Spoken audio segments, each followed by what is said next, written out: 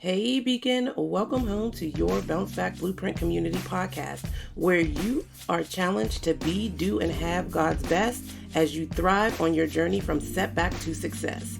I'm your Bounce Back guide, Tiffany Huff Struthers, and I'll be guiding you on the journey by sharing tips, tools, and the tea on how I was able to bounce back from escaping death, healing from heartbreak, and finding hope in homelessness.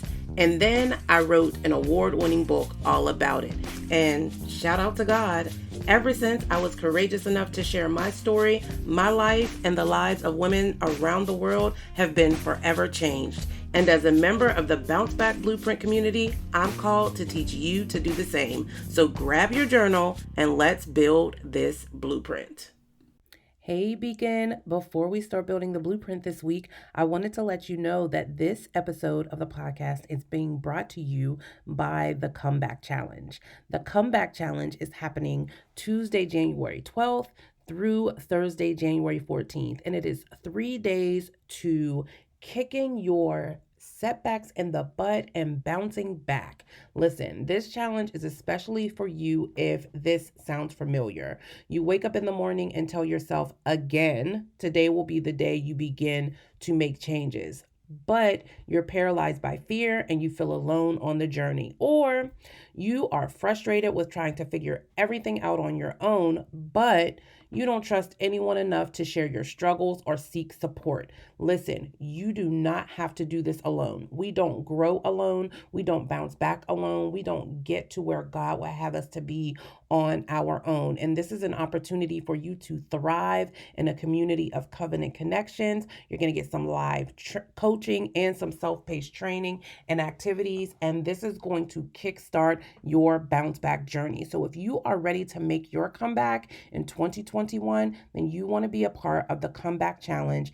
And you can sign up with the link in the show notes. It is at bit.ly/comeback challenge. Now, let's get into building the blueprint. And today I wanted to talk to you a little bit about my one word and one goal and why I switched to the power of one. And by that, I mean the power of having one goal and one word to be my theme for the year and to guide everything that I do. And I want to start off by sharing why. It's been several years since I set a New Year's resolution, and I remember facing the idea of ceasing to set resolutions with very strong resistance. Like literally, I was feeling a bit tense and uptight about not professing the challenges that I was going to conquer that year. And, the idea that I would never be professing those challenges at the start of a new year.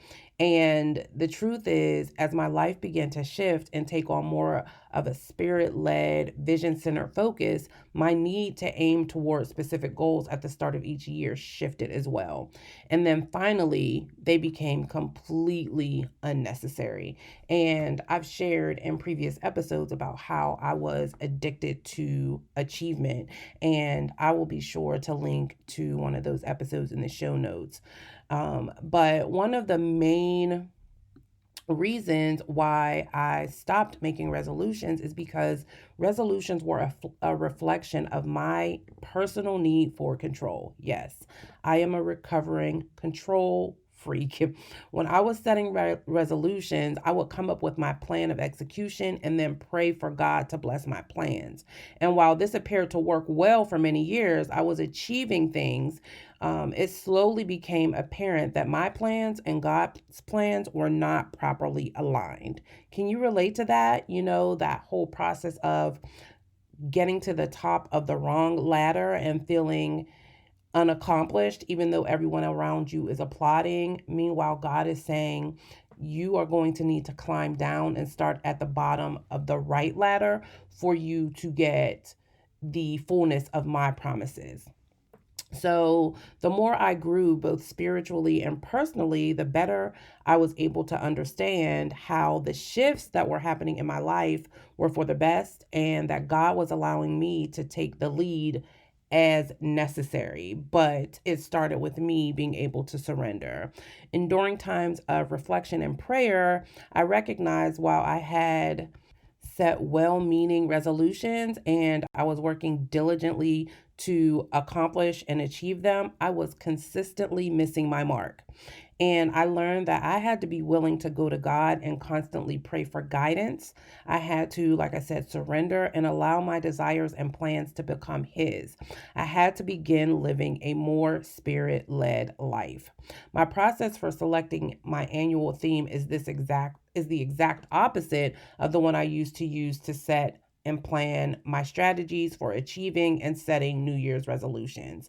And I know now I need to pray and meditate and listen for the voice of God to be led in the direction that He sees fit. And I also have to do intentional reflection, not only at certain times of the year, but consistently throughout the year, and be 100% honest with myself. And the same is true for you, especially if you are a person who has the need for control and has the need to know the solution to a question or problem before you even attempt or take action, then I'm going to challenge you to, if you haven't already, stop making New Year's resolutions and embrace this process of allowing your truth, your self awareness, and the presence of God to really lead you on this journey.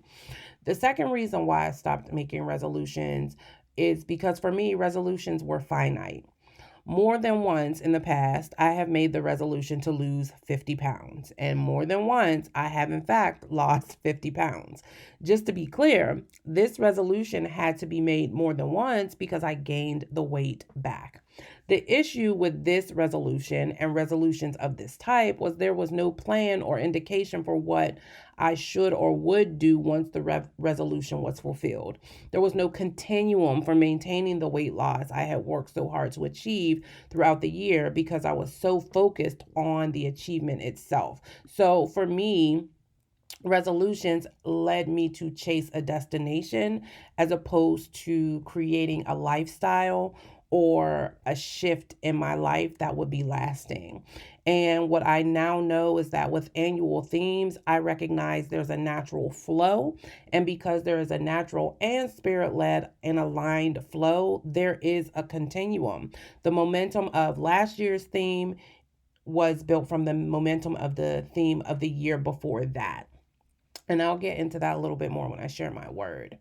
And I recognize that my one goal and my one word themes are guiding principles for building my legacy and are applicable in all areas of life, as opposed to resolutions being limited to, say, your physical health or getting promoted on your job or something like that. And then finally, for me, and maybe this is true for you too, resolutions lacked emotion. Since resolutions are so heavily focused on arriving or doing, there's often little consideration given to how you want to feel along the way or the emotions associated with the arrival at whatever that destination is. Deciding to spend the day after Deciding to spend day after day moving closer and closer to a destination while miserable or feeling negatively for the sake of achieving it became redundant, ineffective, and felt like a self imposed prison. We have an interview coming up on the podcast that is so great with Evelyn Lavassier. And one of the things that she says is you cannot hate yourself thin. And so you cannot hate yourself to a goal. And when I say yourself, I mean you cannot hate the process yourself is going through, right? It can be hard, it can be challenging, but if you hate it, is it a journey that you even want to be a part of your life? Again, I'm not saying that you have to love everything that you grow through, but to hate it is very extreme. And so, a clear sign that your theme or your one word and goal is right for you is being able to apply it to your life holistically, regardless of what area of your life you are reflecting upon or examining or working to improve. Your theme should guide those activities. If you cannot align your one word and goal with your intentions spiritually, mentally, emotionally, professionally, financially, socially, then you may want to spend a bit more time in prayer, in meditation, and in reflection. And you really, really want to be patient with yourself through this process. So, here are some steps you can take if you're not sure where God is leading you. Like I said, you can pray with only the expectation to hear from God, not to confirm necessarily your own intention or your own resolution or your own plan. Pray openly to hear from God to get clarity. You can also be intentional about spending quiet time alone with God and reflecting about lessons and blessings, not only over the last year, but it could be over the last week, over the last month, right? So, setting aside the time to spend with God and yourself to really reflect on what is or isn't working and how that informs what needs to change, and then who you need to become in order for you to make those changes. And then, of course, you can write through your thoughts and feelings and responses to these answered prayers, what you hear from God, and what yourself tells you in response to these questions. So that's kind of why I now have the one. I have one word and one goal for each year. And in fact, this year I have one color that God has given me. So I will talk to you a little bit about my one. So I shared on an episode in 2020. In fact, it was my birthday episode, Unshakable Joy. I will link that in the show notes as well, that my word for 2020 was unshakable. And in fact, for me, oftentimes my word for the calendar year to come comes between my birthday, which is in June, and October. So God begins to prepare me for what is to come often prior to I enter my own personal year end season of reflection, if you will. And so in 2020, my word was unshakable. And the reason why God told me that that would be my word, and why I knew it would be something in that area, is because I was very distracted. I was looking around a lot. I knew that God was calling me to do the work I was doing, but I was looking around a lot at for the how. I was looking around a lot for, if I'm honest, the validation of me doing it right. And God was saying to me, you're too distracted. You're trying to do so many things at once that you're not executing anything with excellence. And I need you to put your head down. And He brought me to the book of Nehemiah, and I was studying it. And specifically, verse 3 really resonated with me. And so it became my one scripture to go with my one word, unshakable, for 2020. And the scripture, which I'm not giving you verbatim, basically is Nehemiah saying to the people who were trying to interrupt him from building the wall at the time, that, I don't have time to come down and deal with you. I'm not addressing that right now. I am doing a great work. I cannot come down. I am doing a great work. And so it was for me also God affirming that He had assigned a great work to me, and He needed me to be focused more than ever on the fulfillment of my purpose and call, because there were others, blessings and breakthroughs assigned to my ability to be unshakable. Just like in the case of Nehemiah and those who he was leading as he was building that wall.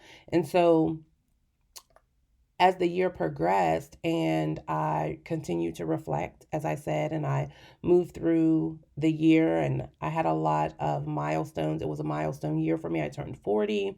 So a lot of things were changing, relationships were changing. And then, of course, we entered into a national pandemic. And so God had the foresight and was giving me the foresight that there were going to be some major distractions. There were going to be a lot of shifts and changes happening.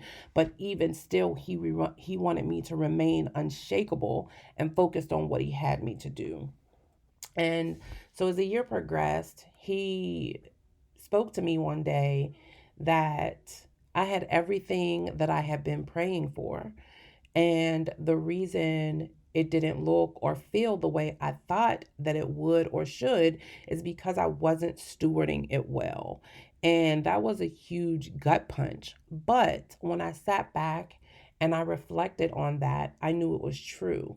So much of what I have and what I do is what I prayed for, to be able to have the clarity and the courage and be committed to doing what God has told me to do. So if you don't know, I will be celebrating 4 years of marriage in March of this year. I have two sons. I am a homeowner. I run a nonprofit that I started, and I have been able to build it from next to nothing to now getting a salary. And I also have this business and this podcast where I am able to share and encourage and coach women just like you. So, I have great community and so many opportunities. I've written books and I help other women write books. So a lot of what I've prayed for has come to pass, right? That's not to say that life is perfect, but what God made expressly clear to me was that if I was being a better steward, the picture would be much more perfectly imperfect for me the way that he intends. And so, in my prayer and my meditation and reflection time, we decided that my one word would be cultivate. And that is because if I'm going to be a better steward, then I'm going to need to cultivate stronger relationships with what is most important. And so my one word for 2021 is cultivate. And my one goal is to cultivate stronger relationships. And to be clear, like I said, both this word and this goal are able or are applicable, I should say, to my entire life, right? So I need to cultivate a stronger relationship with God in my spiritual life. I need to cultivate a stronger relationship with myself, and that is, with my health and taking better care of myself holistically. I need to cultivate a stronger relationship in my marriage with my husband. My children are on their way very close to graduating high school. One's a junior. Well, one will be a senior in the fall, one will be a junior in the fall. And so, cultivating stronger relationships with them. I need to cultivate stronger relationships with donors and with corporations who support the nonprofit. And of course, I need to cultivate stronger relationships with you here on this podcast and with the women that I'm coaching, and even with the women that I have the potential to impact, whether they are working with me or not. And so I am really excited about this year. I'm really excited about what will what will happen and what will be made manifest with me focusing. And here's the other thing that I want to say about having a one word goal, or excuse me, having one goal and one word focus, is that it sets a standard for you that if you are approached with an opportunity, or someone uh, invites you to something or to do something and it doesn't align with that goal or your word, then you can say no with intention and without malice, and know that in doing so, you are saying yes to being aligned with God and what He has called you to do. Now, I want to be sure that you understand that I am clearly communicating that within that big goal to cultivate stronger relationships, there are specific projects that I am working on, and there are specific tasks that are going to be necessary to complete to bring that to fruition, right? To measure my success or lack thereof, or my progress at the end of the year, right? And so I think it's very important to recognize the difference between a goal and a project, and then the task that it will take to complete each project so that you meet your goal. And I can give you an example. So for me, cultivating a stronger relationship with my money, right, with my finances, is really important this year. And so one of my projects this quarter is to develop a realistic budget for my family, right? For we are going to work together to develop this budget.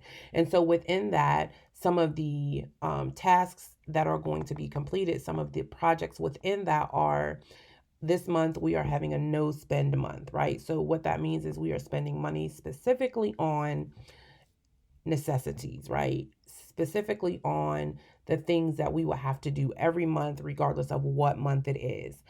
And the reason why is because for us to really understand and get a good grasp on what our monthly expenses are, we need to see them without all of the extras that we add in. And so it's been very challenging, especially with all of the sales, that come at the top of the year and after Christmas and all of the opportunities.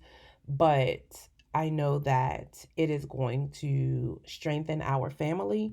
It's strengthening my relationship with my husband. It's strengthening the relationship that we have with food, right? Because we're not eating out, we're not ordering out. So I'm being very intentional about preparing my husband's lunch, which, overflows into, like I said, cultivating that stronger relationship with him. So you can see how this one goal is having impact holistically on not only my life, but the lives of the people in my family and also those that I am called to serve.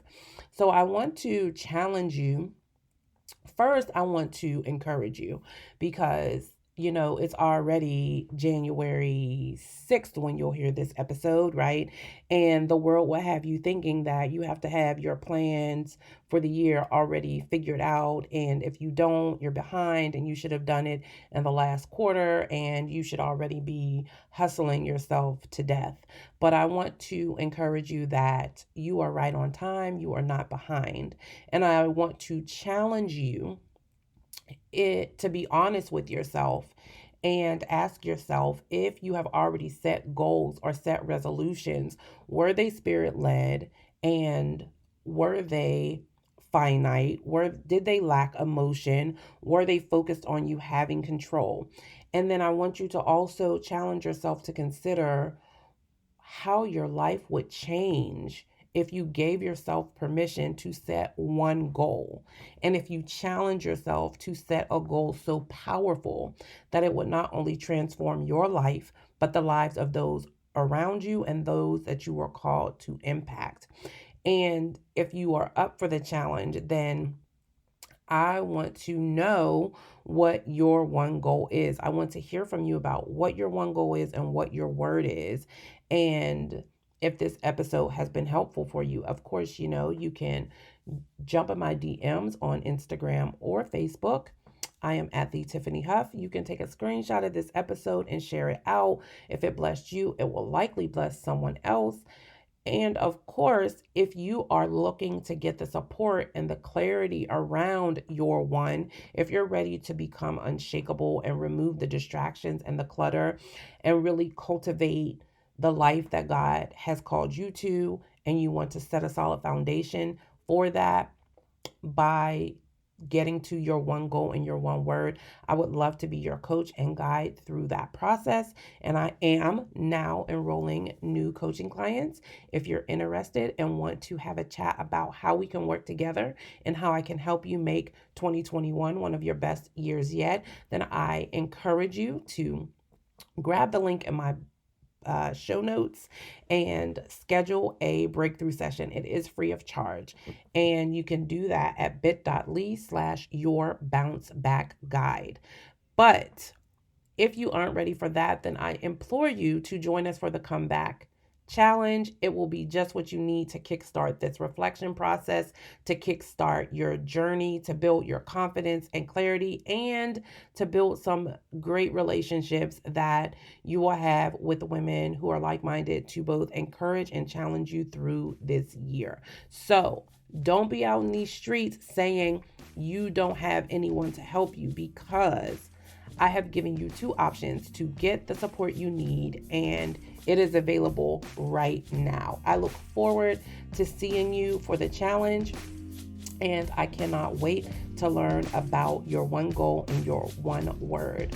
I pray that you are blessed by this episode, and of course, I will leave you with this.